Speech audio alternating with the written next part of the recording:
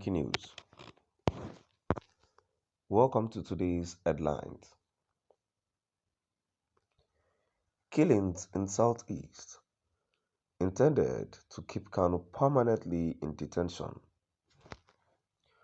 Scottle Biafra hyper. Killings in Southeast intended to keep Kanu permanently in detention. Scottle Biafra hyper says.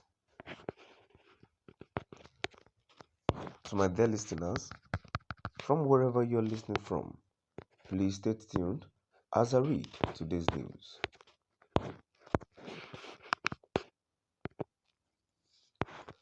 The indigenous people of Biafra, Hypo, has appealed to criminals killing and kidnapping people in the southeast to stop the barbaric act, saying that they do not have the backing of the pro-Biafra group.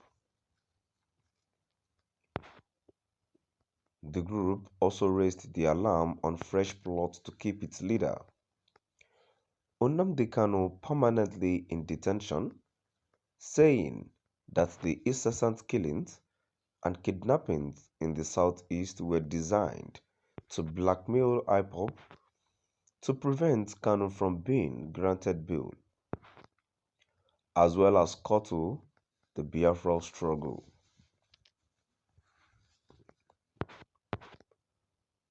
Spokesperson of the group, Ima Powerful, who disclosed these in a statement at the weekend,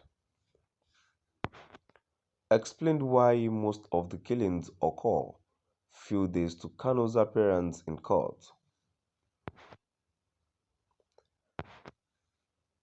He said, Biafrans should take cognizance of the timing of this heinous and barbaric act of violence and murder.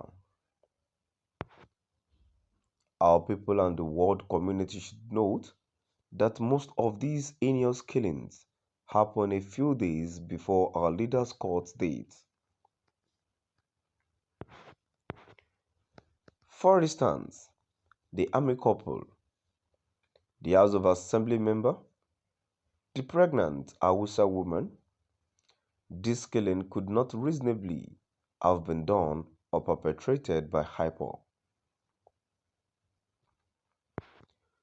These atrocities have been committed by people who want to ensure that our leader Mazi Nnamdi Kanu doesn't come out from DSS custody, and nobody who is genuinely interested in his release will be involved in these criminalities going on in the southeast.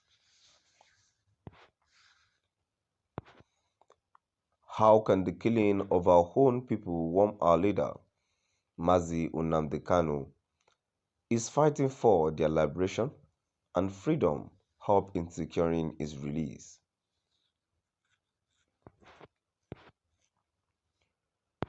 It will only complicate his case and turn our people against him and against the Biafran cause, which is what the Nigerian government wants, and working with politicians and certain compromised elements in our land through its security agencies and Fulani terrorist herdsmen.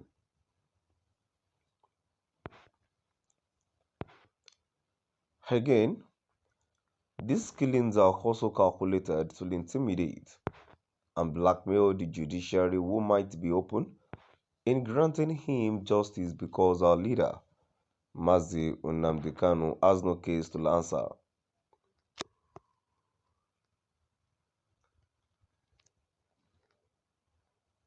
How many Nigerian judges do you think would be bold and courageous enough to order the release of a person whose group are accused of killing security operatives and destroying government property?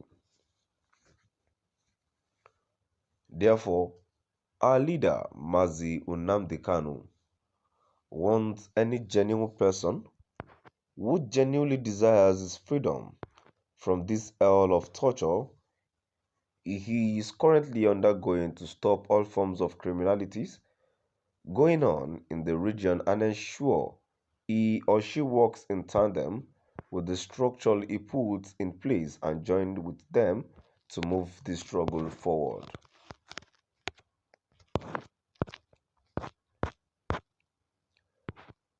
The indigenous people of Biafra, IPOB, has appealed to criminals killing and kidnapping people in the southeast to stop the barbaric act, saying that they do not have the backings of the pro-Biafra group. The group also raised the alarm on fresh plots to keep its leader, Nnamdi Kanu, permanently in detention,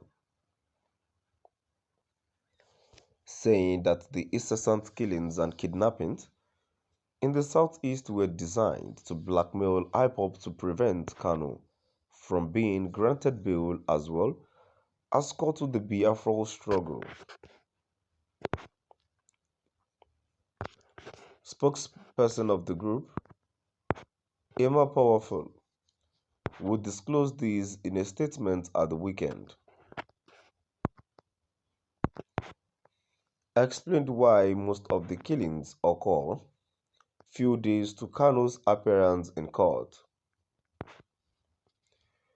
He said Biafrans should take cognizance of the timing of this heinous and barbaric act of violence and murder.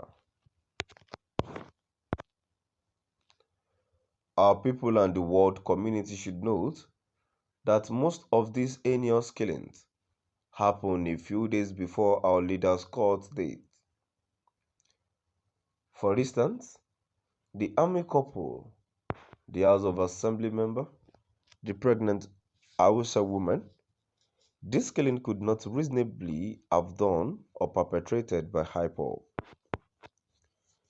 These atrocities have been committed by people who want to ensure that our leader Mazi Nnamdi Kanu doesn't come out from DSS custody, and nobody who is genuinely interested in his release will be involved in these criminalities going on in the southeast. To my dear listeners, now we've come to the end of our today's news. Please do drop by at the comment section and let